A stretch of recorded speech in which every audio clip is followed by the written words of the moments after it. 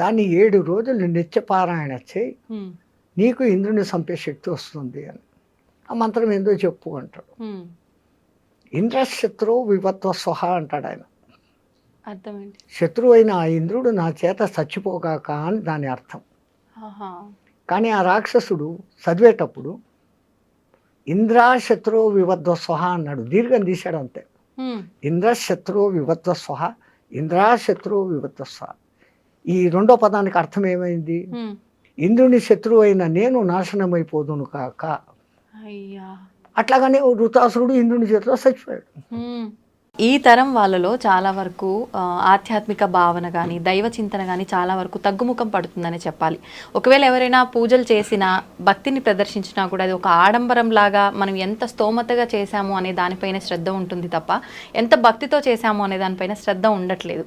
నిజంగా అసలు ఎలా ఉండాలి ఈ ఆధ్యాత్మిక భావన అనేది? ఈ తరం వాళ్ళు ఆధ్యాత్మిక భావనలోకి, మార్గంలోకి రావాలంటే మన నిత్యం చేసే విధి విధానాలన్నీ ఏ రకంగా ఉంటే బావుంటుంది?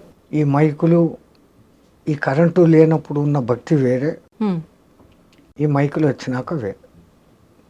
మైకులు వచ్చిన కొత్తలో కూడా గణపతి నవరాత్రులు 9 రోజులు ఆ గణపతి పాటలు తప్ప రెండోది ఉండేది కాదు. అవును. ఇప్పుడు దిక్కుమాలిన ఇంగ్లీష్ పాటలు, సినిమా పాటలన్నీ పెట్టి పారేస్తున్నాం.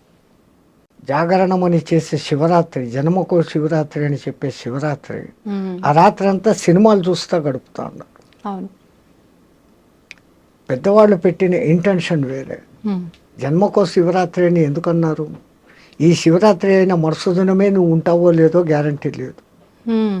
మళ్ళా ఇంకో శివరాత్రి చూస్తామనే దానికి ఛాన్స్ లేదు. ఆ! అందుకని ప్రతి శివరాత్రిని ఈ జన్మకో శివరాత్రి అన్నట్లు చేసుకో. హ్మ్. ఉదయం నుంచి ఆహారం తినకుండా ఉండి రాత్రంతా దైవనామ స్మరణతో గడుపుతూ మేలుకొని ఆ! మరుసదినం 12 గంటలకు ఉద్వాసన. అట్లాగనే మన వాళ్ళు ఏకాదశి ఉపవాసాలు పెట్టించారు. హ్మ్. అది వాళ్ళు ఎంత దూరపు ఆలోచన అంటే సంపూర్ణమైన సైన్స్ ఉంది. ఇప్పుడు ఒక జపాన్ శాస్త్రవేత్త 36 అవర్స్ ఫాస్టింగ్ అనే ఒక విధానాన్ని కనిపెట్టి నోబెల్ ప్రైజ్ తెచ్చుకున్నాడు. హ్మ్. ఏకాదశి ఉపవాసం అదే కదా, ద్వాదశి ఉద్వాసన అంటాం. ఏమైతుంది? 36 అవర్స్. అంతే. 36 అవర్స్ మీరు ఎప్పుడైతే ఫాస్టింగ్లో ఉంటారో మీ మెటబాలిజం తనను తాను రెక్టిఫై చేసుకుంటూ మీలో రెసిస్టెన్స్ కెపాసిటీని పెంచే గుణాలు దానికి వచ్చేస్తాయి ఆటోమేటిక్గా.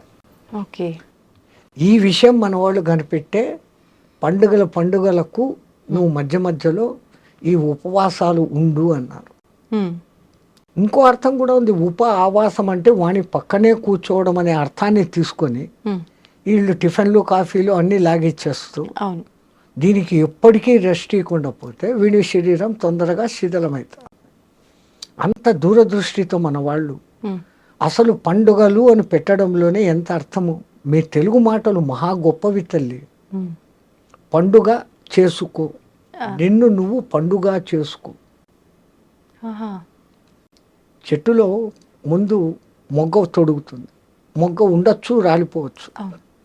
మొగ్గ పువ్వు కాదు, పువ్వులోనే రాలిపోవచ్చు. అవును. పువ్వు పిందెగా మారుతుంది, పిందెగా రాలిపోవచ్చు. కరెక్ట్. కాయ అవుతుంది, హ్మ్. కాయ రాలిపోవచ్చు. పండుగ అయ్యేదానికి ఎంత శ్రమ ఉందో హ్మ్. నీ జీవితాన్ని నువ్వు పండుగ మార్చుకో. ఆ అర్థంతో పెద్దవాళ్ళు పండుగ అని పెట్టారు. హ్మ్. మనం పండుగ చేసుకుంటే ఇంకా పొద్దు హాలిడే, లేని పిండి వంటలంతా పొద్దు నుంచి సాయంత్రం దాకా తినడమే, సినిమాలకు పోవడమే. అవును. ఇది ఎట్లయిపోయింది? హ్మ్. ఎక్కడ జరుగుతుంది పొరపాటు అంటే, పెద్దవాళ్ళు మన సాంప్రదాయం ఇది, ఇలాగే ఉండాలా అని వాళ్ళు కూడా చెప్పక, హ్మ్. ఏందో ఆ పథకాలు చింతాడు, మేము అనుభవించాము, మా వాళ్ళు జాలిగా ఉండని, హ్మ్. అరే పండగకు నీ ఇష్టం వచ్చినట్లు ఉండరా అవును. అనేసి పెద్దవాళ్ళే ఫ్రీనెస్ ఇస్తాడు. తప్పు ఎక్కడ జరుగుతుందంటే ముందు తల్లి తండ్రి. హ్మ్. వీళ్ళు మామూలు విద్యావంతులే కాకుండా ఆధ్యాత్మిక పరంగా ఒక తల్లి ఉన్నప్పుడు ఒక జిజాబాయి శివాజీని తయారు చేసింది. అవును. ఒక యశోద కానీ ఇంకోళ్ళు కానీ కృష్ణుడిని తయారు చేసింది. తల్లి ఇంట్లో మొదట, అందుకే హోమ్ డిపార్ట్మెంటు అంటాం. ప్రధానికన్నా హోమ్ డిపార్ట్మెంటే పవర్ఫుల్. యాహ్! హోమ్ డిపార్ట్మెంట్ బాగుంటే అన్నీ బాగుంటాయి. అవును. అట్లాంటిది ఈ కాలపు తల్లుల బాధ్యత. పిల్లవాళ్ళలో భక్తి బీజాలు కూడా నాటాలి. ఇప్పటి నుంచే భక్తి ఎందుకు, రిటైర్డ్ అయినాక చూసుకుంటాం. రిటైర్డ్ అయ్యేంత వరకు నువ్వు ఉంటావా? సరే ఉన్నా అప్పుడు ఆ మంత్రాలు, స్తోత్రాలు, ఉపవాసాలు శక్తి నీ మెటబాలిజంలో ఉంటుందా? ఇప్పటి నుంచి అలవాటు చేసుకుంటే నీ బాడీ ఆ రోజుకు కూడా అక్కడనే సహకరిస్తుంది. అందుకే విద్యాభ్యాసం చేసేవాడికి మన వాళ్ళు 4 వ్యవస్థలు పెట్టారు. బ్రహ్మచర్యం, విద్యాభ్యాస కాలం అంతా కూడా మంచి విద్య నేర్చుకో, ఆ తర్వాత గృహస్థాశ్రమంలోకి ప్రవేశించు, ఆ తర్వాత కొడుకుల పెండిళ్ళు అయిపోయినాక భార్యను అనుమతి తీసుకొని నువ్వు వస్తావా ఉంటావా, అక్కడ మన ఇద్దరం స్నేహితులు అన్నట్లు వానప్రస్థం. ఆ చిట్ట చివరిది సన్యాసం, సర్వసంగ పరిత్యాగం. అంత 4 వ్యవస్థలు మన వాళ్ళు పెట్టారు. ఈ భక్తి తగ్గిపోవడానికి కారణము మనమే. చెప్పిన శాస్త్రం ప్రకారం చేసి తీరాలా అని ఒక గట్టిగా చెప్పేవాడు లేకపోయి do as you like, do as you like అనే వ్యవహారానికి దిగబడి కాంప్రమైజేషన్లోకి రాబట్టి ఇట్లా జరుగుతుంది. గణపతిని, మట్టి గణపతినే తయారు చేయాలి. అది మళ్ళీ నిమజ్జనం చేస్తే నీలో నుంచి వచ్చింది తేరా తుజుకో అర్పణ అన్న భావన. అట్లానే శివార్చనలు చేస్తే బంకమన్నుతో నది పక్కనే శివార్చన లింగం చేసి నీళ్లు పోస్తూ ఉంటే అది మళ్ళీ కరిగిపోయి మళ్ళీ నదిలో కలిసిపోతుంది. నీది నీకే అర్పణం అన్న భావన. ఇంత అర్థాలతో మన వాళ్ళు పెట్టినారు. ఇప్పుడు యాక్రిలిక్ లింగాలన్నీ సెటప్ చేసి దానికి లింగాభిషేకాలు, పూజలు, దీపారాధన. ఆ బర్త్డే పొద్దు 50 బర్త్డే అంటే 50 దీపాలు వెలిగించి 50ని ఊది పారేసి కేక్ కట్ చేసుకొని తింటాడు. మనది దీపాలు ఆర్పే సంస్కృతి కాదు, దీపాలు ముట్టించే సంస్కృతి. పూర్వీకులు ఏం చేసేవాళ్ళు, ఒకవేళ రాజవంశాల్లో వాళ్ళు వీళ్ళు బర్త్డేలు చేసుకోవాలంటే వాడు ఎన్నో బర్త్డే అయితే అన్ని గుళ్ళల్లో అన్ని దీపాలు వెలిగించి రావాలి. దీపం జ్యోతిపర బ్రహ్మ దీవెన సాధ్యతే సర్వస్వం దీపం సర్వతమోవహ అని దానికి చెప్తూ ఆ దీపం వెలిగించాలి. ఒకప్పుడు సూర్యభగవానుడు మునిగిపోతూ అయ్యో నేను పోతా ఉండనే రాత్రి చీకటి అయిపోతే ఈ జనాలంతా ఏమవుతారు అనుకుంటే ఓ చిన్న దీపం చెప్పిందంట, డోంట్ వరీ డోంట్ బాదర్, నేనున్నాను, నువ్వు బోట్ రెస్ట్ చూసుకో, రేపు పొద్దున రానిందంట. ఇంత చిరు దీపం చాలు కదా ఈ గది అంతని వెలిగించేదానికి. ఆ దీపం వెలిగించుకునే దాంట్లో ఎంత అర్థం మన వాళ్ళు పెట్టారు మీకు చెప్పే ఉంటాను, మళ్ళీ చెప్తాను. ఒక దేశంలో కొంచెము మంచి జ్ఞాని అయినా కానీ అప్పుడప్పుడు తిక్క ప్రశ్నలు వేసే రాజు ఒకడు ఉండేవాడంట. ఈ జనాలకందరికీ సభలో ఉండే వాళ్ళకు భయం, వీడు ఏ పొద్దు ఏ తిక్క ప్రశ్న వేస్తాడో, సమాధానం చెప్పకపోతే జైలు, కొరడా దెబ్బలు, రాజు ఏమనేకి లేదు. అట్లా బిక్కుమంటా అన్న ఒక దినము ఈయనకి తిక్క ప్రశ్నలు వేసే మూడు వచ్చింది.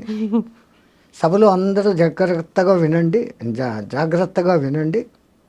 నాకు 3 అనుమానాలు వచ్చాయి, దాన్ని తీర్చాల. వీళ్ళ గుండెల్లో రాయబడింది, వీడు ఏం అడగబోతాం, 3 ఒకటి కాదు, ఒకటి అడిగితేనే చెప్పలేం. అడగండి మహారాజా అన్నారు, ఇంకేం చేయలేక. దేవుడు ఎక్కడ ఉన్నాడు, దేవుడు ఎటువైపు చూస్తూ ఉంటాడు, నేను ఈ ప్రశ్న అడిగి మీరు సమాధానం చెప్పేటప్పుడు దేవుడు ఏమి చేస్తూ ఉంటాడు, ఈ 3టికి సమాధానాలు చెప్పండి. ఎవడు చెప్తాడు, పోయింది మన బతుకులు అయిపోయినాయి అనుకున్నాడు. రాజు ఇట్లా ఏళ్ళు తిప్పి తన ఆస్థాన పండితుడికి ఏళ్ళు చూపించాడు, నువ్వు చెప్పు అన్నాడు. వాడు ఇంకా పండితుడుగా తెలివైనవాడు.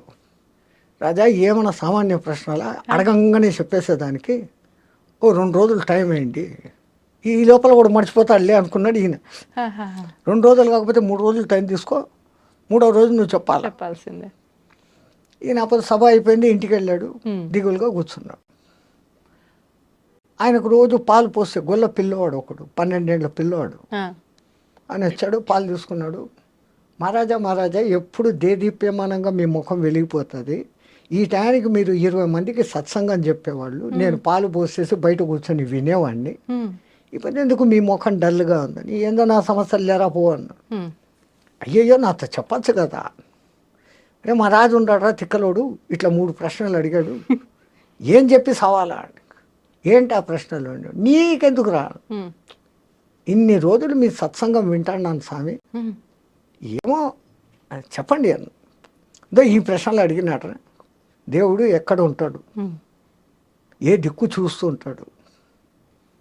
ఆయన ప్రశ్న అడిగి నేను సమాధానం చెప్పేటప్పుడు ఉమ్, ఏం చేస్తుంటాడు, ఈ 3 చెప్పాలంటారా? చెప్పాలి. ఆ పిల్లోడు ఉంటుకొని ఓ సింతేనా, ఆ, దీనికి మీ వరక, ఆ, రేపు పొద్దున్నే సభకు నన్ను తీసుకెళ్ళండి నేను చెప్తాను అన్నాడు. ఉమ్, ఒరే నాకైతే జైల్లో వేస్తాడరా, నీకైతే కొరడా దెబ్బలు కొడతాడు, లేకుంటే తలకాయ తీసేస్తాడు, ఉమ్, అది ఏం చెప్తారో నువ్వు అన్నాడు. ఈడ చెప్పను, ఆడనే చెప్తా, వానికే చెప్తా, బుద్ధి చెప్తాను. నేను మీ శిష్యుణ్ణి, ఉమ్, మీ సత్సంగాలు విని విని ఇంత బలం వచ్చింది నాకు, ఉమ్, నేను చెప్తాను. నీ కర్మ ఏం చేస్తావు చేసుకొని మడసదన్ను సభకు తీసుకుని పోయినాడు. ఉమ్, ఏమయ్యా 3 రోజుల టైం అడిగి ఇప్పుడే వచ్చినావు, ఈడెవడు గోలపిల్లోడు, ఓ చిన్న గొచ్చి పంచ, ఒక తుండుగుడ్డ, ఉమ్, వచ్చి ఎట్లా కర్ర, ఈడెవడు రాజా, ఉమ్, అంత మాత్రం చిన్న ప్రశ్నలు మా అంతటి గురువుని అడుగుతావా, ఉమ్, నేను చెప్తా దానికి సమాధానాలు అంట పిల్లోడు. ఆ, రే చెప్పకపోతే ఏందో తెలుసాను, ఈ తర్వాత సంగతి ఉమ్, అడుగు అన్నాడు. ఆ, ఈయన 3 ప్రశ్నలు, అదంతా దేవుని వ్యవహారం ప్రశ్నలు. ఉమ్, మరి దేవుని ప్రశ్నలు అడిగేటప్పుడు ఇంత ఒక దీపం వెలిగాలా, ఇంత ప్రసాదం పెట్టాలా, పాలన్నా పెట్టాలి కదయ్యా అన్నాడు. ఆ, అట్లనా ఉండండి అని తప్పెట్టు పెట్టాడు. రే ఒక మంచి నెయ్యి దీపం పట్టుకురండి, ఓ గిన్నెడు దోసెడు పాలు తీసుకురండి, ఉమ్, 2 ఆడబెట్టాడు. రే వచ్చిందిరా నైవేద్యము దీపం 2 వచ్చినాయి. ఇప్పుడు మళ్ళీ అడుగు ఏందో నీ ప్రశ్న. ఉమ్, దేవుడు ఎక్కడ ఉంటాడు అని. నీ ప్రశ్నకు సమాధానం చెప్తా కానీ నేను ఒక ప్రశ్న అడుగుతాను, దానికి సమాధానం చెప్పాను. నేను ప్రశ్న అడుగుతాను, నువ్వు ప్రశ్న అడుగుతావు ఏమరా, ఉమ్, చెప్పు అన్నాడు. నువ్వు పండితునివి కదా చెప్పు అన్నాడు. ఏందో అడుగు అన్నాడు. ఈ పాలలో నెయ్యి ఎక్కడుంది అన్నాడు. ఉమ్, అంటే నువ్వు గొల్లోనివి నీకు తెలియదా, దాన్ని ముందు పెరుగు చేయాలా, ఉమ్, ఆ పెరుగుని చిలకాల, వెన్న వస్తుంది, వెన్నను కరిగేయాల, నెయ్యి వస్తుంది. అంటే ఈ పాలలో నెయ్యి ఉంది కదా, ఉంది. ఉంది అన్న. ఏడుంది అన్నాడు. పాలంతా ఉందిరా అన్నాడు. అట్లే దేవుడు నెయ్యిలాగా పాలలాగా ఈ ప్రపంచం అంతా ఉన్నాడు. ఉమ్, దేవుడు ఎక్కడ ఉన్నాడు అనే దానికి సమాధానం చెప్పాడు. సమాధానం దొరికింది. ఉమ్, రాజుగారి బుర్ర పనిచేసింది. ఓ అమ్మో ఇడు ఎవడో తక్కువడు కాదు. ఇంకా 2వ దొరుకుతాను, దీనికి ఏం చెప్తాడు, ఆ, దేవుడు ఏ దిక్కు చూస్తున్నాడు రా. రాజా ఇప్పుడు వెలిగించినామే ఈ దీపం, దీని కాంతి ఏ దిక్కు పోతుందో చెప్పు అన్నాడు. ఉమ్, దీపపు కాంతి అన్ని దిక్కులా పోతుంది అన్నాడు. దేవుడు చూడని దిక్కు లేదు, అన్ని దిక్కులా చూస్తున్నాడు. బాబా బాబా. ఉమ్, ఇంకా ఈయనకి టెన్షన్ వచ్చేస్తుంది. అంతే. అని ఇది ఎట్లా చెప్తాడు ఇప్పుడు, నేను ప్రశ్న అడిగేటప్పుడు నువ్వు ఏం చెప్తావో, నువ్వు సమాధానం చెప్పేటప్పుడు ఆయన ఏం చేస్తుంటాడో చెప్పాలా. మరి 3వ ప్రశ్న తెలుసు కదరా మళ్ళా చెప్పమంటావా అని. ఉమ్, అదే నాకు ఒక అనుమానం, నువ్వు ఇంత గొప్ప పండితునివి, ఉమ్, ఎక్కడైనా అడిగేవాడు కింద చెప్పేవాడు పైన ఉండాలి కదా, నీకు ఆ జ్ఞానం లేదా అన్నాడు. ఆ, అట్లనా అనేసి పీట వేసుకొని ఈయన కింద కూర్చొని రా సింహాసనం ఎక్కువ పైన కూర్చొని చెప్పు అన్నాడు. ఆ, ఈడు సింహాసనం మీద గొల్లోడు కూర్చున్నాడు. ఉమ్, ఇప్పుడు చెప్పు ఏందో ఆ ప్రశ్న అన్నాడు. ఉమ్, మళ్ళా అడుగుతావు ఏందిరా, నేను ఈ ప్రశ్న అడుగుతున్నప్పుడు నువ్వు సమాధానం చెప్పేటప్పుడు దేవుడు ఏం చేస్తున్నాడు, ఇదే చేస్తుంటాడు. గొల్లోని సింహాసనం ఎక్కించినాడు, రాజుని నేల మీద కూర్చోబెట్టినాడు. అసలు దాంట్లో మర్మం ఏమంటే, ఉమ్, చంచలమైన ఈ మనస్సులోకి గురు మంత్రం అనే పెరుగు వేసినప్పుడు ఉమ్, అది చంచలత్వం పోయి స్థిరమవుతుంది. ఓకే. ఆ స్థిరమైన స్థితిలో నీ తపన అనే కవ్వం వేసి చిలికినప్పుడు ఉమ్, అది వెన్నగా మారుతుంది. ఆ, ఈ తపన తపస్సుగా మారినప్పుడు ఆ వెన్న కరిగి నెయ్యి అవుతుంది. ఉమ్, ఈ నెయ్యి కరిగి ఇంకోటి అయ్యేది ఛాన్స్ లేదు. లేదు. బూడిద నెయ్యి 2 ఒకటే. ఉమ్, ఉమ్, బూడిదను మీరు ఎన్నిసార్లు కాల్చినా బూడిద. అది ఇంకో రూపు ధరించదు.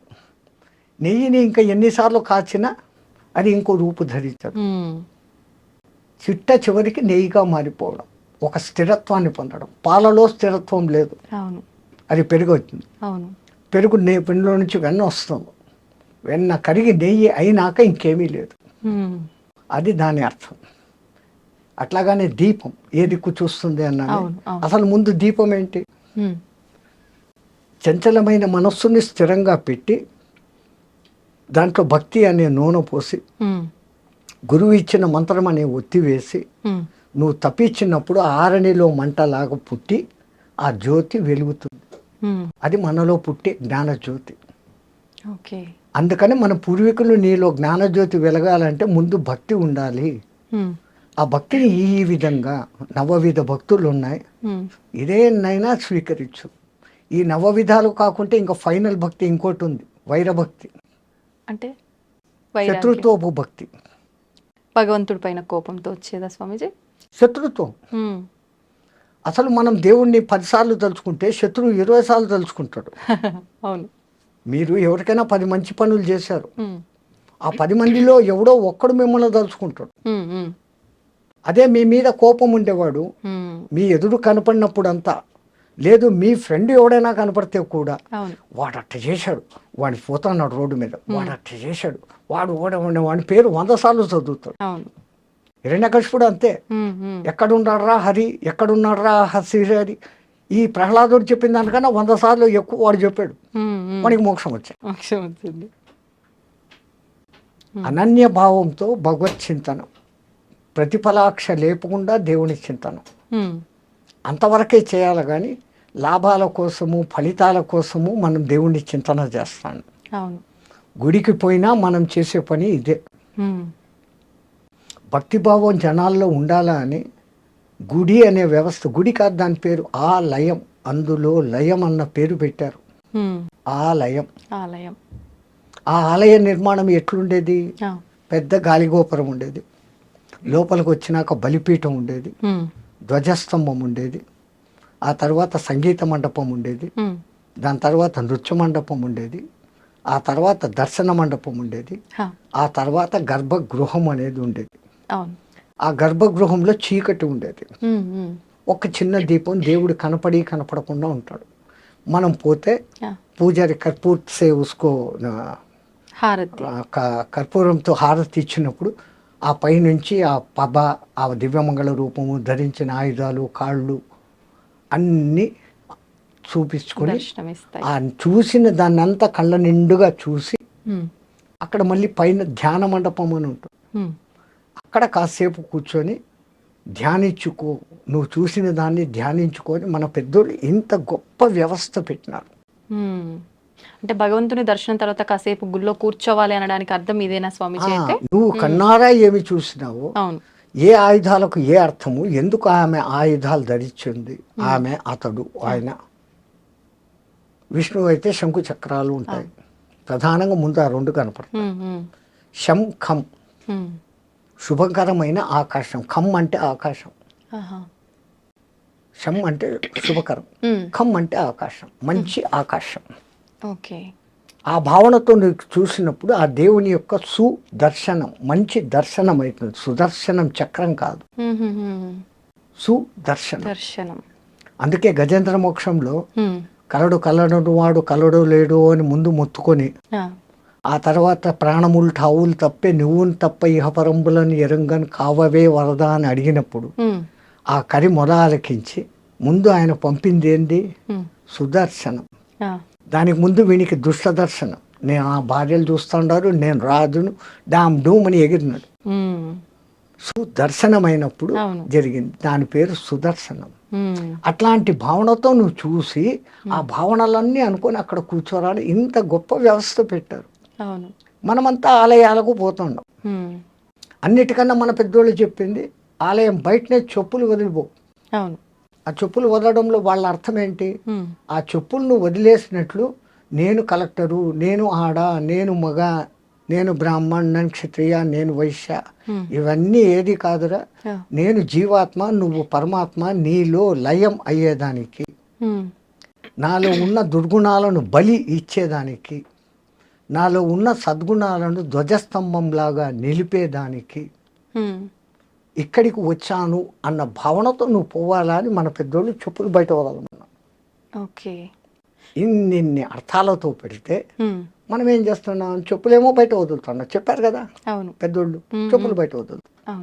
చెప్పులు వదిలిపెట్టి గర్భగుడిలో పోయి దర్శనం చేసుకొని ధ్యానం చేసేదానికి 1 నిమిషం అటు కూర్చొని లేచి మళ్ళీ బయటకు వస్తాం. ఇంత చేసే ఈ టైంలో మనకు తెలియకుండానే ఒక కొత్త మంత్రం చెప్పిస్తాం. అది ఎవడూ చెప్పడు, ఆ మంత్రం మనకే వచ్చేస్తుంది. ఏంటి స్వామిజీ? బయట వదిలిన చెప్పులు ఉంటాయో పోయి ఉంటాయో. కొత్త చెప్పులు మొన్ననే కొనుక్కున్నా. అదే కదా. ఈ తిప్పలే. అవును మళ్ళా వాడు అక్కడ 2 రూపాయలు అడుగుతాడే అని ఆడిచ్చం. అవును ఎన్నో గుర్తుగా ఒక బండ కింద చెట్టు కింద దాపెడతాం. ఆ దిక్మాల 2 రూపాయలు వానికి కూడా ఇచ్చేది బుద్ధిలే.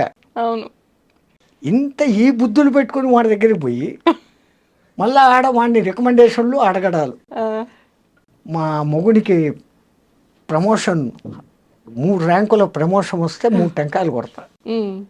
కొంపదీసి 2 ర్యాంకులు వచ్చినాయి అనుకో, 2 టెంకాయలు. 1 ర్యాంకు వచ్చింది అనుకో, 1 టెంకాయ. ర్యాంకు రాలేదు అనుకో, అసలు టెంకాయ కొట్టం. ఈ డిమాండ్ చేయడం అనేది కరెక్టే అంటారా స్వామీజీ? మనమంతా ఒక 10 రూపాయలు టెంకాయ కొట్టేసి 50 లక్షలు మారుతి కారు ఇంటి దగ్గర ఉండాలని కోరుకునే రకాలు. అవును. వానికి ఎప్పుడు ఇవ్వాలా, ఎక్కడ ఇవ్వాలా, ఎంత ఇవ్వాలా, ఎప్పుడు ఇవ్వాలా, నీ కర్మను బట్టి ఏది ఎప్పుడు రావాలా ఖచ్చితంగా తెలుసు. వాడు ఇచ్చేది ఇస్తాడు. అడిగితే దొరికేది ఇంతేనమ్మా, అడగకుంటే ఇంత దొరుకుతుంది. ఎవరో ఒక గురువు గారు ఒక ఊరికి వెళ్తూ పర్సు పోగొట్టేసుకున్నారు. ఈ ఊర్లో ఎవరిని అడగాల? ఆయన గొప్ప గురువు, పేరు ప్రతిష్టలు ఉన్నాయి, మానం ఉంది, అభిమానం ఉంది. ఎవడైనా నా ఒక్క శిష్యుడు కనపడితే వాడిని అడగవచ్చు, అర్హుడు కదా అనుకొని చూస్తా పోతున్నాడు. ఆయనకు దూరంలో నిజంగానే ఆయన శిష్యుడు ఒకడు కనపడ్డాడు.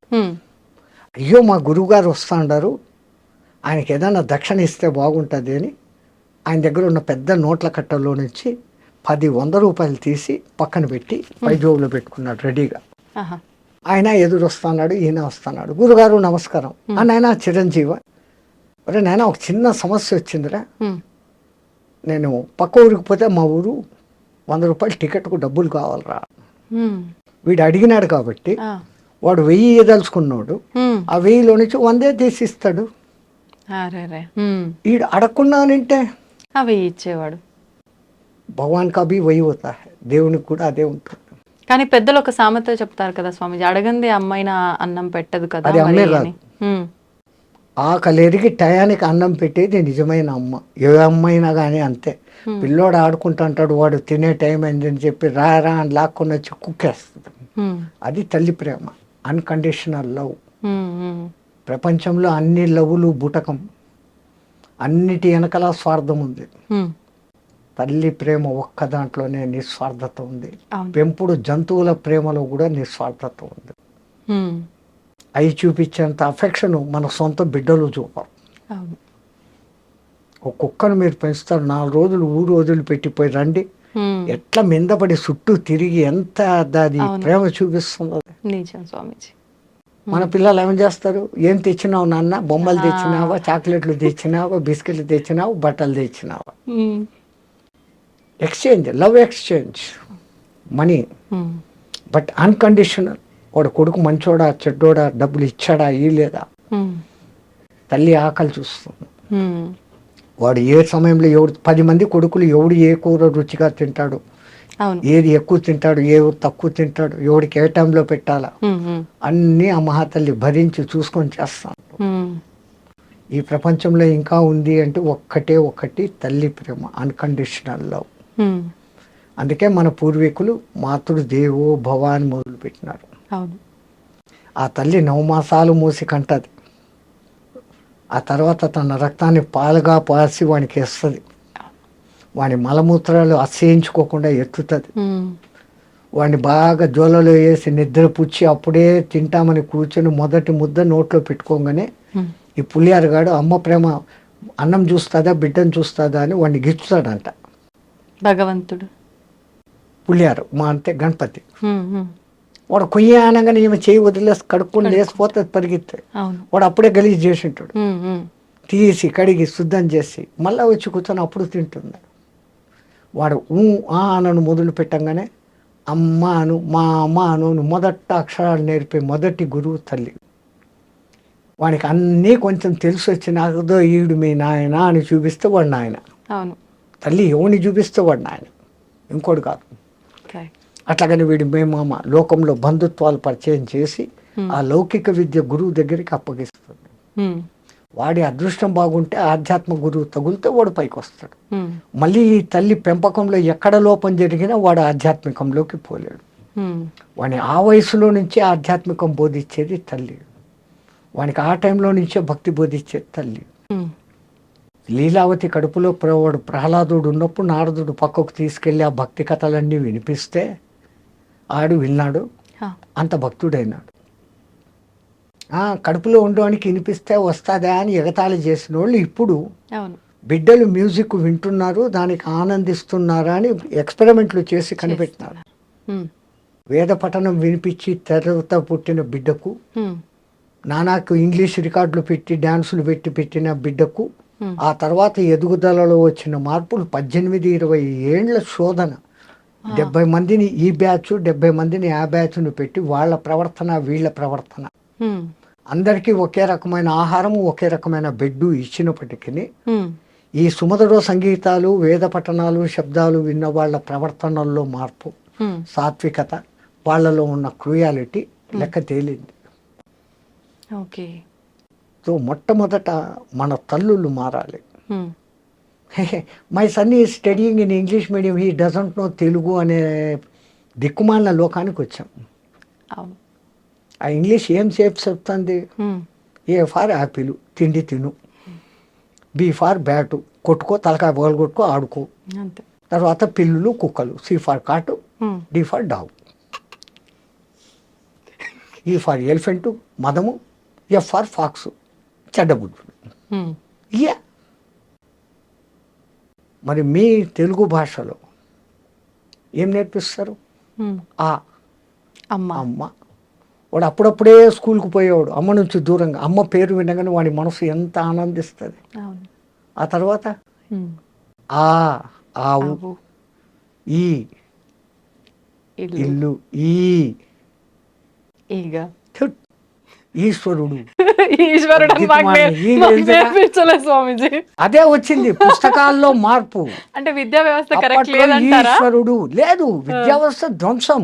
ఆ, వాళ్ళకు నేర్పించాల్సింది గణపతి మంత్రము ఉమ్, ఇట్లాంటివి.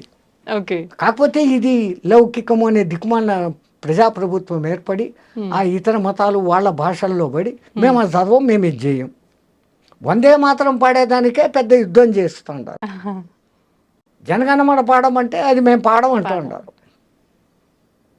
ఇక్కడ ఇది మత వ్యవస్థ కాదు, నీకు సరైన విద్య.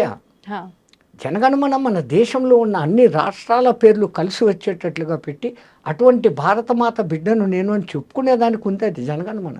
ఉమ్, అసలు మనకు జాతీయ గీతం వందే మాత్రం కావాల్సిందే, జనగణమన వేసి వచ్చింది. అక్కడనే దిక్మాలిన రాజకీయాలు, భ్రష్టమైందంతా అక్కడి నుంచే. దానికి ముందు ఇంగ్లీష్ వాడు ఉన్నప్పుడు ఇంతో అంతో బాగానే ఉండేవాడు, గురుకులాలను ధ్వంసమేం చేయలే. ఇంగ్లీష్ ముందు జాస్తి తీసుకురావాలి, వాని అవసరం. నీకు ఉద్యోగం రావాలంటే ఇంగ్లీష్ నేర్చుకో అని చెప్పినాడు వాడు. ఈ ఉద్యోగాల కోసం మన దగ్గర చచ్చినట్టు ఇంగ్లీష్ నేర్చుకున్నాడు. అవును, వేదం చదవద్దు అని వాడకమని చేయలేదు. ఉమ్, ఉమ్, వాడు బండి కింద నీళ్లు, అదేమంటారు, చాప కింద నీరు, చాప కింద నీళ్లు లాగా ఏం అనకుండానే ధ్వంసం చేసేసినాడు, ఉమ్. డబ్బు ఆశ చూపించి. మనం దానికి పడిపోయినాం. కానీ అంటే ఆలోచిస్తే ఒక రకంగా ఇప్పుడు శాస్త్రాలు వేదాలు పురాణాలు తెలుసుకుంటే మనకు ఒక మంచి జ్ఞానం వస్తుంది. కానీ ఇప్పుడున్న పరిస్థితుల్లో ఉద్యోగము మన అవసరాలకు నేను చెప్తున్నాను, పొట్ట కూటికి ఇంగ్లీష్ నేర్చుకోండి, మీ భాషను మర్చిపోకండి. ఉమ్, అసలు అవమానకరమైన విషయం ఏంటమ్మా, ఉమ్, ఎవడైనా ఇంకో దేశస్థుడు వచ్చి నీ దేశ భాష ఏదే అని నన్ను అడిగితే నేను సిగ్గుతో తల వంచుకోవాలి. ఉమ్, నా తెలుగు, నా తమిళ్, నా కన్నడం, నా మరాఠీ, నా కేరళ, నా మలయాళం, నా బెంగాలీ, నా అస్సామీ, ఉమ్, ఎవడు ఇదే అంటున్నాడే తప్ప నా దేశ భాష అని చెప్పుకునేకి లేదు. ఉమ్, అంతటి మహత్తరమైన సంస్కృతము మనం మర్చిపోయినాం. హా, కంపల్సరీ మస్ట్ అండ్ షుడ్ సంస్కృతం నేర్చుకోవాలి. ఉమ్, కష్టము అనుకున్నాను. ఆ సంస్కృతానికి బిడ్డ హిందీ. దేశాన్ని ఒక్క బంధంలో నిలబెట్టగలిగింది అదొక్కటే. దేశ భాష లేదు మనకు, పేరుకుంది హిందీ అని. ఉమ్, కానీ ముందు ఇంగ్లీష్లో రాస్తాడు, ఉమ్, మళ్ళీ వాడిని లోకల్ భాషలో రాస్తాడు. ఆ హిందీని ఎన్నో మూల ఇంత సన్న అక్షరాలతో రాస్తాడు, చీమల్లా కనపడకుండా. ఉమ్, వ్యవస్థ తల్లిని మించిన దైవం లేదు అంటుంటారు కదా, మరి అంటే భగవంతుడి కన్నా తల్లే గొప్పదా, లేదు తల్లిని మించిన దైవమే లేదు అంటున్నారు, భగవంతుని కంటే కూడా తల్లే గొప్పదా అంటే ఏం చెప్పొచ్చు? అసలు దేవుడు ఉన్నాడో లేదో నీకు తెలియదు, కానీ దేవుడు ఉన్నాడు అని చెప్పేవాళ్ళలో ఇద్దరు. మొదటిది తల్లి, ఆ తర్వాత జ్ఞానము కొంచెం వచ్చినాక చెప్పేవాడు జ్ఞాన గురువు. తో గురు బినా విద్యానహి అన్న మాట అందుకే వచ్చింది. దేవుడు గురువు ఇద్దరు నడిచొస్తుంటే నువ్వు ఎవరికి నమస్కారం పెడతావు అని రామదాసును తుకారం లాంటి వాళ్ళని అడిగితే నా గురువుకే పెడతాను ముందు, దేవుడు ఏంటి లెక్క. దత్త చరిత్రలో ఒక గురువుకు జబ్బు చేస్తుంది, ఆయన కావాల్సి కల్లా ఆ జబ్బు తెచ్చుకుంటాడు, శిష్యులను పరిశీలన చేయాలని. నాకు రోగం వస్తుంది, నన్ను కాశీకి తీసుకుపోండి. 6 సంవత్సరాలు ఈ జబ్బు ఉంటుంది. ఆ జబ్బు టైంలో నేను ఏం మాట్లాడతానో ఏం చేస్తానో అన్నీ భరించి నా ఒళ్ళు తుడిచి శుభ్రం చేసి నాకు భోజనం పెట్టే శిష్యుడు ఎవరైనా ఉన్నాడా మీలో అంటాడు. కుష్ఠరోగం అంటేనే డేంజరు, అది మళ్ళీ అంటువ్యాధి, మేము రామంటాడు. దిలీపుడు అనే ఒక శిష్యుడు గురువా నేను వస్తానంటాడు. ఈయనతో పాటు కాశీకి తీసుకెళ్తాడు. ఆయనకు ఆ మరుసదినమే కుష్ఠవ్యాధి సంక్రమిస్తుంది. పోయి భిక్ష తెస్తే సరిపోలేదు అంటాడు. రోగం వచ్చింది కదా అని చెప్పేసి సేవలు కదా నానా తిట్లు, చీదరించుకోవడాలు అన్నిటినీ భరిస్తా సేవలు చేస్తాడు. 5 ఏళ్ళు అయినాక దేవుడు ఆయన ఎదురుగా ప్రత్యక్షమవుతాడు ఆ దీపకుని ముందు. శబ్బాషరా, నీ వంటి శిష్యుడిని నేను ఎక్కడా చూడలేదు, నీకేం వరం కావాలో కోరిక ఇస్తాను, మా గురువు గారిని అడిగి చెప్తాను అంటాడు. నేనే ప్రత్యక్షమై ఉంటే గురువు అంటావు ఏమిరా అని. ఆ గురువు ఉండబట్టి గురువు మంత్రం ఇస్తే నువ్వు కనపడతావు, రామ మంత్రం ఇస్తే రాముడిగా నువ్వు కనపడతావు, కృష్ణ మంత్రం ఇస్తే కృష్ణుడిగా నువ్వు కనపడతావు, విష్ణు మంత్రం ఇస్తే విష్ణువుగా కనపడతావు. నాకు నువ్వు కనపడేదానికి మార్గదర్శకుడు నా గురువే. కాబట్టి ఆయన పర్మిషన్ తీసుకొని వస్తానంట. పోయి గురుగారు దేవుడు కనపడినాడు, వారిందో వరం అడుగుతున్నాడు, మీ రోగం తీరిపోయేటట్టు వరం అడుగుమంటే, నాకు సేవలు చేయలేక అల్లాడిపోతాంటావా, అక్కడ కూడా పరీక్షలు మళ్ళీ. అందుకనేనా ఇది తీసుకొని వచ్చినావు. అబ్బాయి నాకు ఆ ఉద్దేశం లేదండి, పోయి నాకే ఏది అక్కర్లేదు, ఏం రా అట్లా అంటాడు. నా గురువు ఇష్టపడ్డావు. మళ్ళా ఇంకోసారి వస్తాడు, ఒరే ఈసారన్నా కోరుకోరా, నీ గురువుకు నేను బాగా చేసేస్తాను, ఆయన కర్మంతో పరం తిరగకుండా ఈ జన్మలో నువ్వు మారుస్తావు, ఆ బ్యాలెన్స్ వడ్డీతో సహా వచ్చే జన్మలో పడాలా, నువ్వు వద్దు, నీ వరాలు వద్దు, మా సేవ మా తిప్పలు నన్ను పడినాను. ఆయన ఇంత హింసిస్తానాడు కదా, నాకు అది హింస కాదు, శిక్షణ. కాబట్టి నేను శిక్షగా భావించలేదు, ఒక శిక్షణగా భావిస్తాను, అక్కర్లేదు బాగుంటాడు. అది భక్తి. ఇది విన్నాక గురువు అప్పటికప్పుడు తన రోగాన్ని మానుకుంటాడు. ఆయన నాటకం వీడిని శోధన చేసేదానికి. శబ్బాషరా, నీలాంటి శిష్యుడు నాకు ప్రపంచంలో ఇంకెవడు ఉండడు, నాకు ఏ జబ్బు లేదు, నిన్ను శోధన చేసినాను, దేవుడు వరమిస్తానంటే కూడా వద్దని కాలు రాసిన శిష్యుడు నువ్వు ఒక్కడివే. అది భక్తి. అట్లాంటి భక్తి మన ప్రపంచంలో, మన దేశంలో, మన పూర్వం ఉంది, ఇప్పటికీ చాలా చోట్ల ఉంది. పల్లెల్లోకి పొండి మీరు సంక్రాంతి చూడండి, అక్కడ ఎట్లా చేస్తారు. ఈడంతా అలంకారాలు చేసుకొని, నగలు వేసుకొని, ఫోటోజెనిక్ ఫేస్గా ముందు మేకప్ అదేంటి బ్యూటీ పార్లర్కు పోయి కెమెరాల్లో బాగా పడతామా లేదా, నేను కనపడినానా పాటలు పాడుకుంటా, మాటి మాటికి ఈ నగ సరిగ్గా ఉందా లేదా, ఈ చౌకమ్మలు బాగుండా, అది చూపించాలి, అక్కడ కనపడాలి. పల్లెల్లో ఆ ఇంటి ముందు శుభ్రంగా, ఇప్పుడు ఇంటి ముందు ఎక్కడుంది, పేడ చల్లితో పక్కింటోడు వచ్చి టెట్ what is this shit you are putting అంటాడు.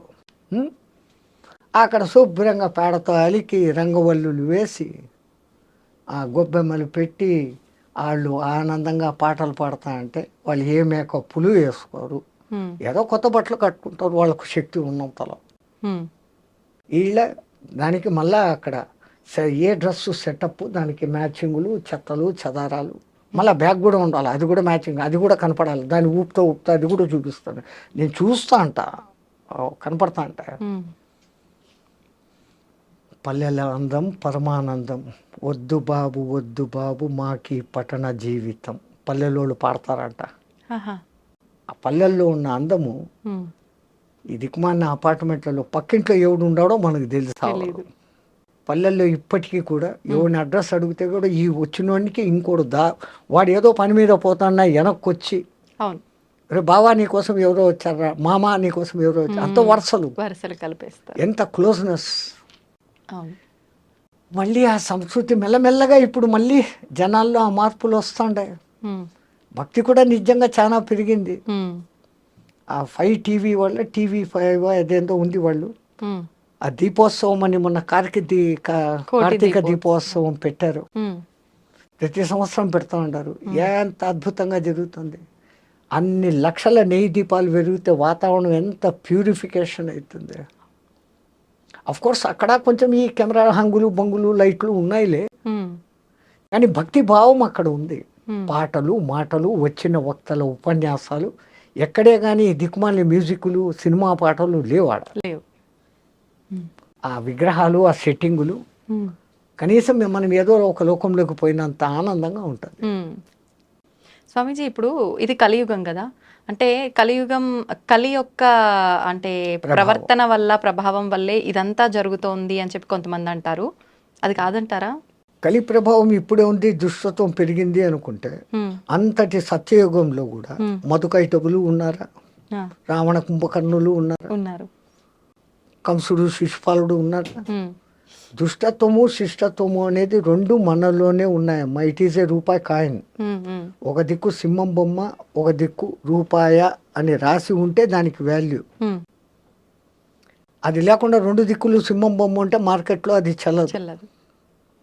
అట్లాగానే మీరు బాగా ఎండలో తిరిగేసి వచ్చి ఏసీ రూమ్లో కూర్చుంటే ఆ ఏసీ ఆన్ చేసి ప్రాణానికి హాయిగా ఉందయ్యా అంటారు. మీరు పుట్టినప్పటి నుంచి centrally air condition along with latrine bathroom AC రూమ్లో మిమ్మల్ని పెంచి ఉంటే నేను ఏసీని సుఖం అనుభవిస్తున్నాను అన్న భావన మీకు వస్తుందా? రాదు. ఆ ఎండను చూసినప్పుడు కదా ఇది వచ్చింది. అవును, కష్టం ఉన్నప్పుడే సుఖం విలువ తెలుస్తుంది. అలాగే ఒక చెడ్డ కంపు వాసన చూశారు, ఆ తర్వాత గులాబీ దగ్గర వాసన చూశారు. కంపు నుంచి గులాబీ శ్వాసన అంటారు.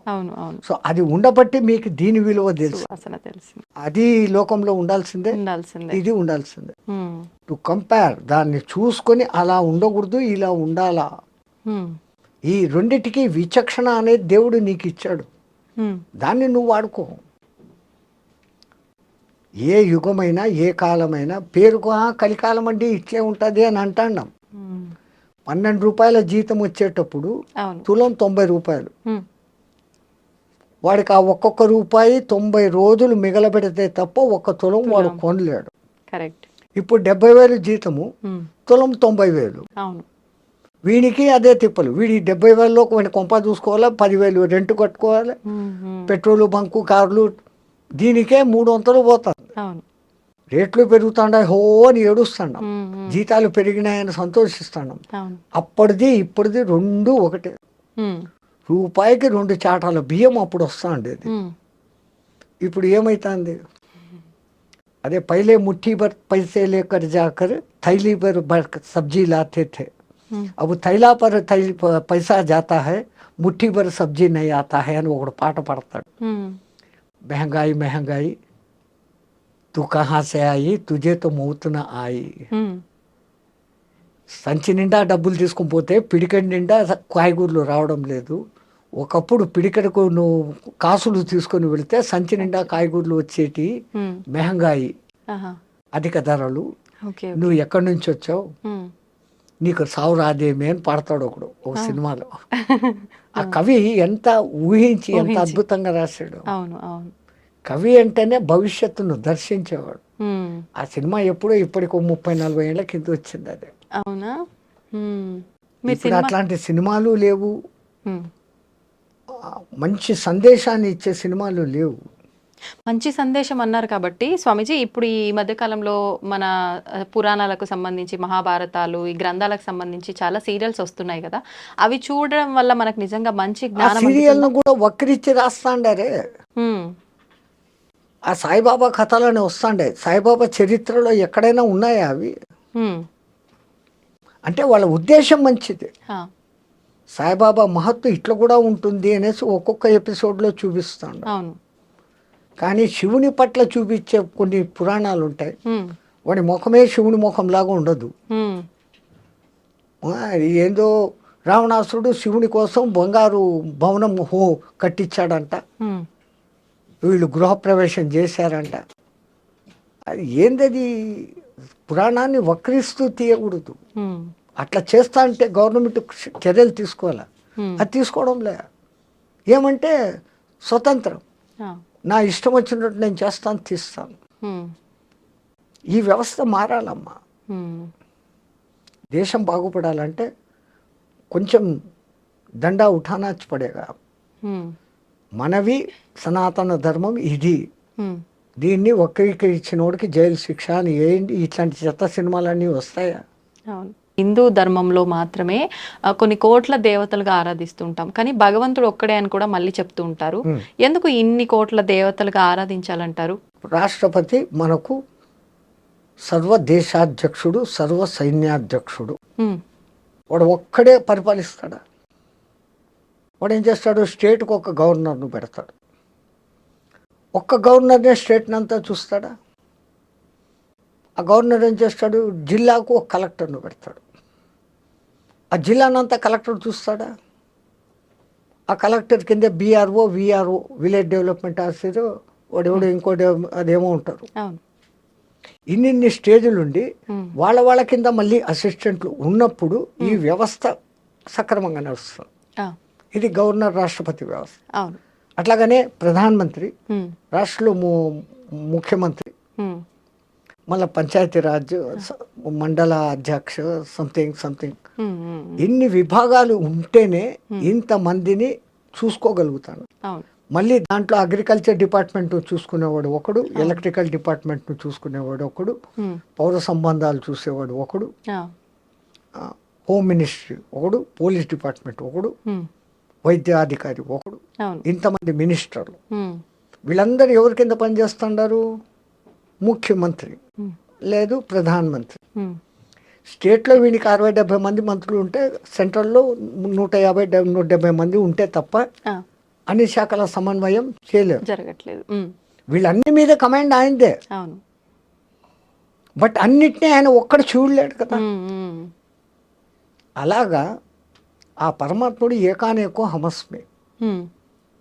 నీకు విఘ్నాలు ఉన్నాయి, గణపతిని పూజించుకో.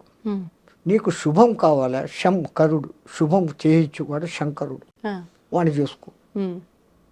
నీకు శంకలు ఉన్నాయి, ఆ శంకలు తీర్చుకోవాలా, శంకరుణ్ణి ప్రార్థించు. శంకహరుడు, శంకరుడు అంటే కష్టాలు, శంకలు డౌట్స్ ఓకే ఓకే అవి తీర్చేవాడు శంకహరుడు. శంక లేకుండా నిశ్శంక చేసినాడు అంటాడు. సో అట్లాగనే విష్ణు సర్వం వ్యాపించి ఉన్నవాడు. వాళ్ళు అర్థాలతో పెట్టారు. విష్ణు సహస్రనామం దేంతో మొదలవుతుంది? ఆ ఒక్క మొదటి పాదంలోనే విశ్వం విష్ణు వషట్కారో భూత భవ్య భవత్ ప్రభు భూతాత్మ పూతాత్మ అనేసి మొదలవుతాయి. విశ్వం అంటే entire universe along with so many galaxies, crores of galaxies. దీనిలో అంతటిని విష్ణు వ్యాపించి ఉన్నవాడు, అన్నిటినీ వషట్ తన కంట్రోల్లో పెట్టుకున్నాడు. విష్ణు విశ్వం విష్ణు వషట్కారో భూత భవ్య భవత్ ప్రభు. ముందు ఉన్నవాడు, రాబోయేవాడు, ఇప్పుడు ఉన్నవాడు, అంతా నువ్వే. అవి ఒక్క దాంట్లోనే అంతటి అర్థము. ఆ మీనింగ్స్ తెలుసుకుంటే ఉన్నది ఒకడే అన్న సంగతి తెలుస్తుంది. అట్లాగనే శాంతాకారం భుజగ శయనం పద్మనాభం సురేశం విశ్వాకారం గగన సదృశం మేఘవర్ణం శుభాంగం లక్ష్మీకాంతం కమలనయనం యోగి హృద్యానగమ్యం వందే విష్ణు భవభయహరం సర్వలోకైకనాథం. యోగి హృదయానగమ్యం, ఓది హృదయంలో వానికి గమ్యాన్ని చూపించేవాడు. శాంతాకారం, యూనివర్స్ మొదలు కాకముందు బిగ్ బ్యాంగ్ అని ఈ ఇంగ్లీష్ వాడు అంటాడే, దానికి ముందు స్థితి ఏంటి? సర్వం శాంతం. ఆ శాంతములో ఒక అలజడి కలిగింది. భుజగ శయనం, అక్కడ సృష్టి ఆరంభమైంది. మూమెంట్ ఆహా. పాము కదలిక. ఆడుతుంది. ఆ. శాంతాకారం భుజగశయనం. ఎంతెంత ప్రతి దాని వెనకల అర్థాలు ఉన్నాయి తల్లి. మనోళ్ళు ఊరికే పాడి పొగడలే. నీకు ఆ భావన కలగాల. దీన్ని అంతా నడుపుతున్న శక్తి ఒకటి ఉంది. దాన్ని మనం పరబ్రహ్మం అన్నాం. అది నా స్త్రీ, నా పురుష, నా నపుంసక. అది ఏది కాదు. ఓకే. దానికి నిర్గుణం, నిరంజనం, నిర్వికారం, నిర్వికల్పం, నిత్యం, సత్యం, ఇన్ని నికారాలు పెట్టుకొని ఉంది. దాన్ని ఎవడు పట్టుకోవాలా? అవును. అది నీ బుర్రకెక్కదని దాన్ని ఒక లైన్లోకి తెచ్చుకునేకి స్త్రీగా ఊహిస్తే లలిత, పురుషుడుగా ఊహిస్తే విష్ణువు, శివుడు. పాపం పుట్టించిన బ్రహ్మకుడు ఏమీ విలువ లేదు. లేదు. వాడు పుట్టించి ఇడిచిపెట్టాడు. నీ బతుకు నువ్వు బతుకు, నీకు దారి ఉంది, ఈ దారి ఉంది, ఈ దారి ఉంది. ఇంకా తిట్టుకుంటారు బ్రహ్మన్, తలరాత రాసేసాడు ఇలా. వాడేం రాయలే, మన రాతను మనమే రాసుకుంటాం. అంతే అంటారా? నీకు ఏమి ఇవ్వబడిందో దాన్ని తీసుకోకుండా పరువుల దాని మీద ఆశపడతా ఉండవు. అందుకే ఈశావాస ఉపనిషత్తు మొదలు కావడమే ఆ శ్లోకంతో. ఈశావాసమిదం జగం జగత్యాం జగత్తేన తెక్కేన బుందీజా మా గృత కచ్చిత్ కిత్తనం. ఈ జగతంతా ఈశ్వరుడిది. నిన్ను ఇక్కడికి నీకు ఇవ్వబడింది అనుభవించమని పంపించాడు. నీకు ఇవ్వబడింది తీసుకొని నువ్వు అనుభవించి సుఖంగా పో. పరుల ధనము ఆశించకు. ఎంత అర్థవంతంగా మొత్తం 108 ఉపనిషత్తులలో మొట్టమొదటి ఉపనిషత్తు ఈశావాస ఉపనిషత్తు. ఈ మాట చెప్తా ఉంది. ప్రతి దాని వెనకల పరమ పరమ సత్యాన్ని, ఒరే నువ్వు ఇది కాదు అది అన్న సంగతిని బోధిస్తూనే ఉన్నారు. మనం ఆ అర్థాల్లో తీసుకోవడం లేదు. భగవద్గీత నాకు కంఠోపాఠం అందరూ చెప్తారు. భగవద్గీత ఏ భావంతో నువ్వు కూర్చొని అంత భయభక్తులతో చదివితే నీకు ఆ భావం దాంట్లో గోచరిస్తుంది. ఆయన రాసిన ఆయన మహానుభావుడు ఎంత ప్లాన్డ్గా రాసినాడు. ముందు అర్జున విషాద యోగం. ఒక ఆయన నన్ను అడిగాడు, విషాదం కూడా ఒక యోగమా అని. అయినా అసలు అర్జున విషాద యోగం మొదలు కావడం ఎక్కడి నుంచి మొదలవుతుంది? ధృతరాష్ట్ర ఉవాచ. మొదట గుడ్డోడు అడుగుతాడు. గుడ్డోడు అంటే అజ్ఞాని. వానికి జ్ఞానం చెప్పగలిగిన వాడు సర్వ విషయాన్ జయ సంజయ ఆడు చెప్తాడు. అంటే ఎంత ప్లాన్డ్గా రాసినాడు ఆ మహానుభావుడు వాసుడు. మొదటి శ్లోకం ఏమొస్తుంది? ధర్మక్షేత్రే కురుక్షేత్రే సమావేత మామక పాండవ కిమకుర్వత సంజయ. వాడిది ఒక్కటే ప్రశ్న. అజ్ఞాని వేసిన ఒక్క ప్రశ్నకు సుజ్ఞాని వానికి జ్ఞానం ఇచ్చేదానికి చెప్పాల్సిన సమాధానాలు ఈ 699 శ్లోకాలు. దీంట్లో కృష్ణ ఉవాచలు కొన్ని, అర్జున ఉవాచలు కొన్ని, సంజయ ఉవాచలు కొన్ని. ఇవన్నీ పోతే కృష్ణుడు మాత్రమే చెప్పినటివి కొన్ని 100, 500, 600 శ్లోకాలు. ఆ భగవద్గీతలోనే మనం అర్థం చేసుకోలేక వస్తున్నాం. మొదటి ఇప్పుడు నేను చెప్పాను, ధర్మక్షేత్రే కురుక్షేత్రే సమవేత మామక పాండవ కిమకుర్వత సంజయ అని. ఆ మొదటి శ్లోకంలోనే మొత్తం భగవద్గీత సారమంతా ఆయన నిబిడి గుర్తించి చెప్పాడు. ధర్మ అనే పదంతో మొదలైంది, కిమకుర్వత సంజయ అనే మాటతో అంతమైంది. ధర్మ జయ. ఎక్కడ ధర్మం ఉంటుందో అక్కడ జయం ఉంటుంది. అట్లాగనే భగవద్గీతలో చిట్ట చివరి శ్లోకం, ఎత్ర పార్థో ధనుర్ధర ఎత్ర కృష్ణుది తత్ర శ్రీ విజయ నీతిర్మతి మమ. మమ అనే వర్డ్తో ఎండ్ అవుతుంది.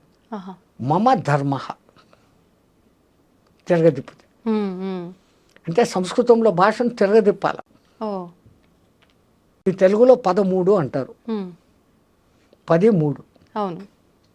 కానీ సంస్కృతంలో త్రయోదశి. ముందు 3 వస్తుంది, మళ్ళీ ఇది వస్తుంది. అట్లాగా 14 చతుర్దశి అని వాడు అంటాడు సంస్కృతంలో. మనం 10, 4, 14 అంటాం. ముందు దశాంశం చెప్తాం, మళ్ళీ ఏకాంశం చెప్తాం. అది ఏమది ఏకాంశమా ఏమో అంటారు, అది చెప్తాం. సో సంస్కృతంలో కొన్ని పదాలను ముందుకు వెనక్కు పెట్టుకోవాలి. అట్లాగనే ఒకప్పుడు పంజాబ్ను పరిపాలించే మహారాణి హోల్కల్ బాయ్ మహారాణి అని ఉండేది. ఆమె మహాజ్ఞాని. ఒకసారి పండిత సదస్సు పెట్టింది. ఆ సదస్సులోకి వచ్చిన వాళ్ళు అష్టావక్ర గీత అంత గొప్పది లేదు అని ఒకడు, శివగీత అంత గొప్పది లేదని ఒకడు, రామగీత అంత గొప్పది లేదని ఒకడు, భిక్షు గీత అంత గొప్పది లేదని ఒకడు, ఇట్లా ఒక్కొక్క గీత గురించి చెప్పుకుంటూ వస్తున్నా. ఒక ఆయన లేచి, అమ్మ నువ్వు జ్ఞానివి ఇవన్నీ వింటాండావు, అన్ని గీతలకు మించిన గీత బ్రహ్మ గీతను మార్చే గీత భగవద్గీత, దానికి మించింది ఏముందమ్మా అన్నాడు. అవును ప్రభు, నేను చదివినా కానీ దాని సారం నా బుద్ధికి ఎక్కడంలే. నువ్వు గీత గురించి ఇంత చెప్పినావు కదా, నాకు ఒకసారి గీత వినిపించు అన్నాడు. నువ్వు ఇంత పండితురాలు, నీకు నేనేందమ్మా వినిపించేది? ఎవడైనా తప్పు లేదు, చిన్న పెద్ద లేదు, జ్ఞానం ఎక్కడుంటే మన దగ్గర తీసుకోవాలని చెప్పండి.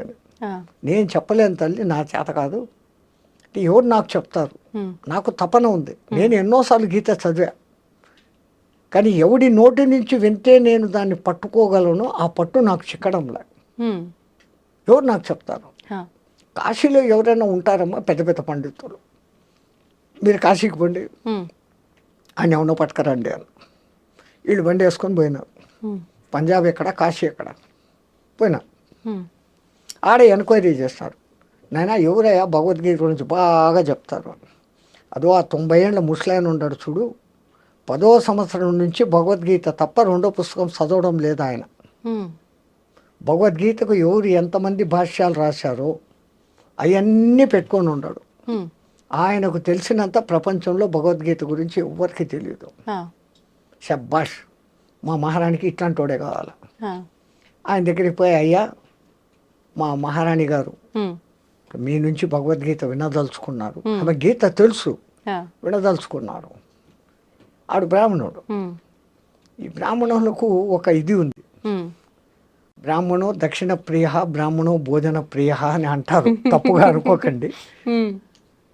ఈడు రాణి అనే పేరు వినంగానే, ఆహా నాకు రాచవిందు భోజనాలు, ఈ గీతను సాగదీసి ఒక 1-2 నెలలో చెప్పినాను అనుకో, అన్ని రోజులు రాజభోగాలు రాజతిండి, ఇంకా పోయేటప్పుడు రోజు హారతి దక్షిణాలు పడతాయి, వెళ్ళేటప్పుడు మహారాణి భూరి దక్షిణ ఇస్తుంది.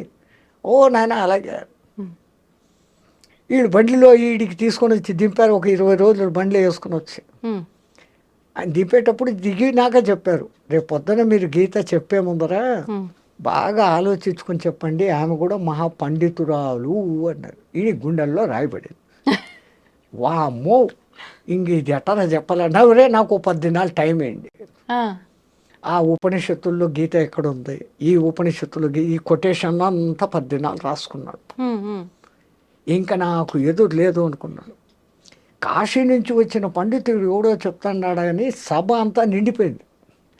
వీడు సభలోకి రాగానే, ఓ ఈ పొద్దు సాయంత్రం దక్షిణాలే పడిపోతాయి మనకు, హ్యాపీ అనుకున్నాడు. మహారాణి గారు వచ్చారు. ఈయన వ్యాసపీఠం తెరిచి, మహారాణి గీత చెప్తున్నాను, మహానుభావ నాకు అదే కావాలో చెప్పు అన్నాడు. ధర్మక్షేత్రే కురుక్షేత్రే అన్నాడు. ఆహా నా జన్మ ధన్యమైంది మహారాజా, అదే పండిత, నాకు గీత ఇప్పుడు నాకు గీత అర్థమైంది మీ నోటితో విన్నాక. పుస్తకం మూసేయండి అని. వీడు తుస్సు 40 రోజులు బాగా మెక్కుతాము, రోజు దక్షిణ తీసుకుందాము అనుకుంటే ఇట్లా ఆయనే ఒక లైన్కి మండిపోయి, అధ్యాయం చ శ్లోకం చ శ్లోక పాదమేవ చ ప్రతిదినం పటే 10 వర్ష సహస్రాన్ని చంద్రలోకం అవాప్నోతు అని ఉందమ్మా. రోజు ఒక అధ్యాయం కానీ, రోజు ఒక శ్లోకం కానీ, కనీసం అర్ధ శ్లోకం కానీ ఎవరైతే చదువుతూ జీవితం చాలిస్తారో వాడు చంద్రలోకంలో 10,000 సంవత్సరాలు సుఖంగా ఉంటాడు అని ఉంది ఫలశ్రుతి. నేను అర్ధ శ్లోకం కూడా చెప్పలే, నీకేం అర్థమైంది అన్నాడు. ఆమెకు వీడి బాధ అర్థమైంది. అరే వీడు బాధపడుతున్నాడు అని. మహారాజ్ పండిత, నువ్వు మా గోశాలకు వచ్చి ఎన్ని ఆవులు ఏలు పెట్టి చూపిస్తావో అన్ని ఆవుల కొమ్ములకు బంగారు మూటలు కట్టి నీకు ఇస్తానయ్యా, నా జన్మ ధన్యం చేస్తున్నావు నువ్వు అని. ఇప్పుడు వీడికి పైసలది సమస్య పోయింది.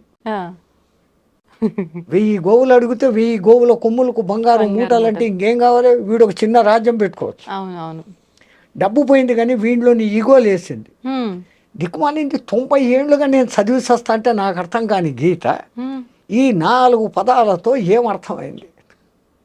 అమ్మ ఏమనుకోమాక, ఉమ్.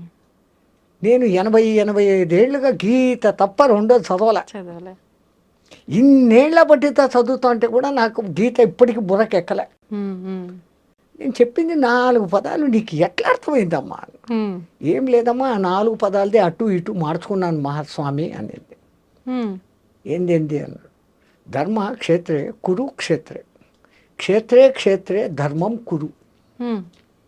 నువ్వు ఏ క్షేత్రానికి పోయినా నీ హృదయ క్షేత్రంలో నువ్వు పాటించవలసిన ధర్మాన్ని పాటించు. ఇదే కదా భగవద్గీతలో మొత్తం కృష్ణుడు చెప్పింది.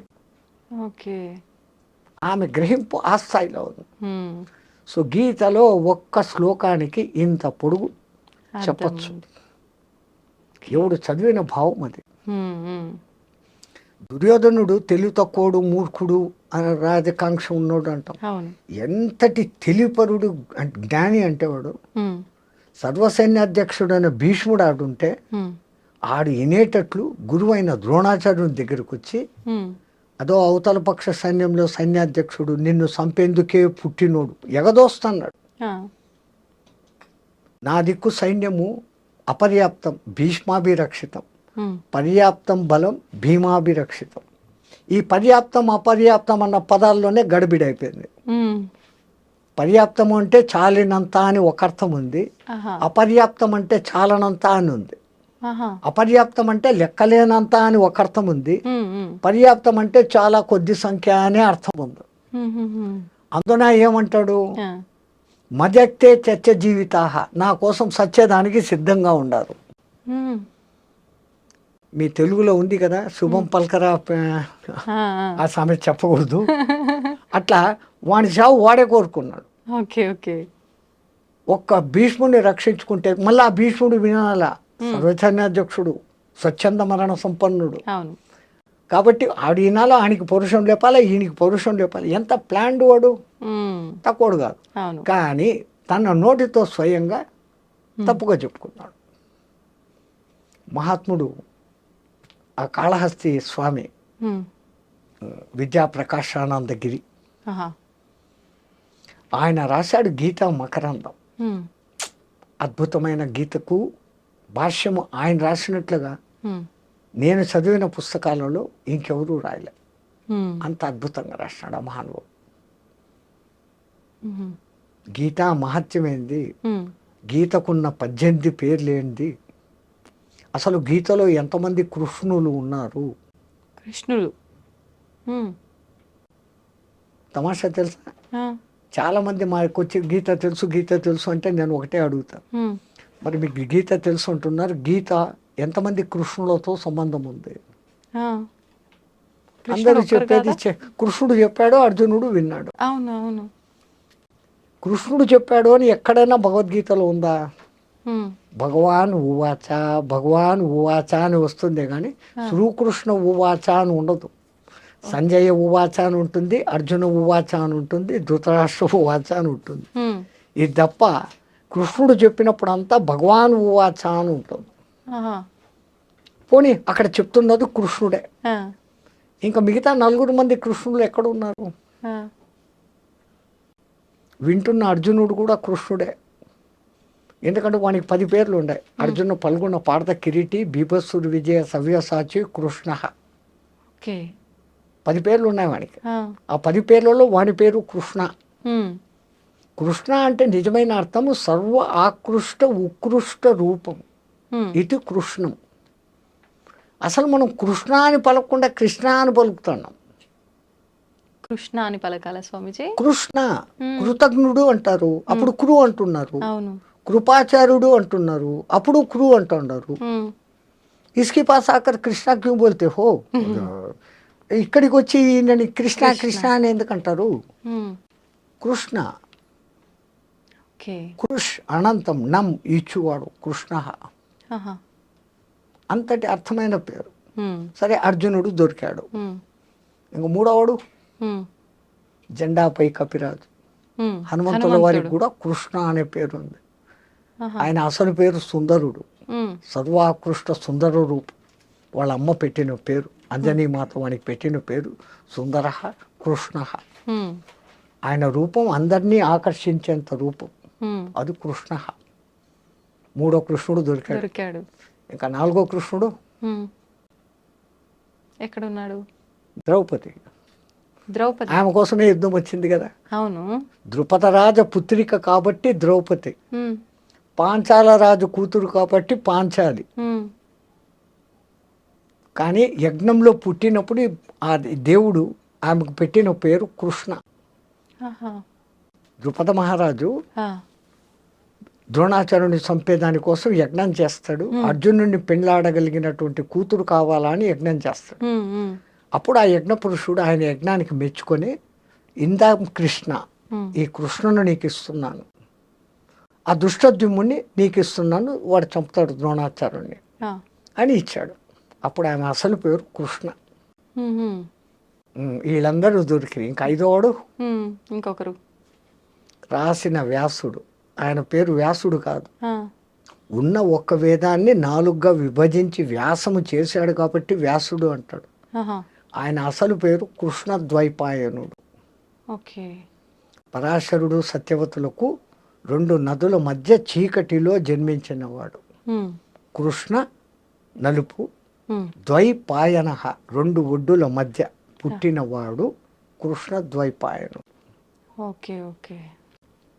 భగవద్గీత ఎట్లా అర్థం చేసుకుంటూ పోతే అట్లా పోతుంది. ఇప్పుడు ఇదంతా గీతలో ఉంటుందా స్వామీజీ? ఆ? ఇప్పుడు మీ చెప్పిన కృష్ణుడి 5గురు కృష్ణ అన్నారు కదా, ఆ. ఇదంతా గీతలో ఉంటుందా? దేంట్లో ఉంటుంది? ఇక్కడ ఉంటుంది. 1కి 10 సార్లు చదివి చదివి చదివి ఇది కాదు, బయటి అర్థం కాదు, దీంట్లో అంతరార్థం ఉంది అని. ఉమ్, సంస్కృత శ్లోకాలు అన్నిటికీ కూడా బాహ్యార్థం ఒకటి ఉంటుంది, అంతరార్థం ఒకటి ఉంటుంది, పరమార్థం ఒకటి ఉంటుంది. ఓకే. ఇట్లా ఎందుకు రాయబడింది, ఎట్లా చెప్తే ఇంకా సౌజన్యంగా జనాలకు ఎక్కుతుంది అనే తపన ఉండి 1కి 10 సార్లు చదివినప్పుడు ఉమ్, ఆ కొత్త భావన ఆ గురువు కల్పిస్తాడు, వస్తుంది. ఉమ్, అట్లే ఆ మహానుభావుడు కూడా విద్యా ప్రకాశ్ ఆనందగిరి మలయాళ స్వామి గారి శిష్యుడు. ఉమ్, మలయాళ స్వామి ఉమ్, ఈయన శిష్యరికానికి మెచ్చి, నువ్వు పోయి ఇంకెక్కడైనా ఆశ్రమం పెట్టుకోరా అని అంటే, ఉమ్, ఆయన పెట్టుకున్న ఆశ్రమం పేరు వ్యాసాశ్రమం. ఆ, ఆ గురువుకు నేను శిష్యుణ్ణి అంటే ఆయన కొడుకుతో సమానుండని సుఖబ్రహ్మ ఆశ్రమం అని పేరు పెట్టుకున్నాడు. ఉహుం, 300-400 గీచా యజ్ఞాలు, అంటే యజ్ఞం కాదు, ఆ, ప్రవచనాలు, పల్లె పల్లెకు ఆ, బస్సులు లేకుండా నడిచి ఎడ్ల బండ్లలో కూర్చొని ఉమ్, పోయి 300-400 గీచా ప్రవచనాలు చేసి, ఉమ్, ఆ గురు శుశ్రూష అంతా, ఆ గురు కృప అంత మలయాళ స్వామి కృప ఉండబట్టి ఉమ్, ఆ మహానుభావుడు ఈ గీతా మకరందం రాశాడు. దాని పేరే గీతా మకరందం. ఉహుం, తేనెకన్నా ముందు రూపం మకరందం. ఆ, ఆ మకరందాన్ని తేనెటీగలు తెచ్చి రెక్కలతో అల్లారించి గట్టిపరుస్తే వచ్చేది తేనె. తేనె. తేనె కన్నా మధురమైంది మకరందం. మకరందం. దాని పేరు, ఆ మహానుభావుడు పెట్టిన పేరు గీతా మకరందం. ఉమ్, అందుకే త్యాగయ్య గారు అంటారు, ఎందరో మహానుభావులు అందరికీ అందరికీ వందనాలు. వందనాలు. సంతోషం స్వామీజీ, నిజంగా చాలా చాలా మంచి విషయాలు తెలియజేశారు. నిజంగా మా అంటే కొత్త కొత్త విషయాలు తెలుసుకున్నట్టుగా అనిపించింది ఈరోజు నిజంగా. కొత్త కానీ కాదమ్మా, ఉన్న విషయాలే అందరికీ ఉన్నాయినా తెలిసినట్టే. మాకు తెలియదు కాబట్టి అవి కొత్తగానే అనిపిస్తాయి. నిజంగా ఇలాంటి మరిన్ని విషయాలు మీరు మళ్ళీ మళ్ళీ మాకు తెలియజేస్తూనే ఉండాలని చెప్పి కోరుకుంటున్నాను స్వామీజీ. ధన్యవాదాలు. ఇదంతా మా గురుగారు మహంతి హిమాలయ గిరిజీ గారి కరుణా కటాక్షం, ఇంకోటి ఏం కాదు. జయ శ్రీమన్నారాయణ.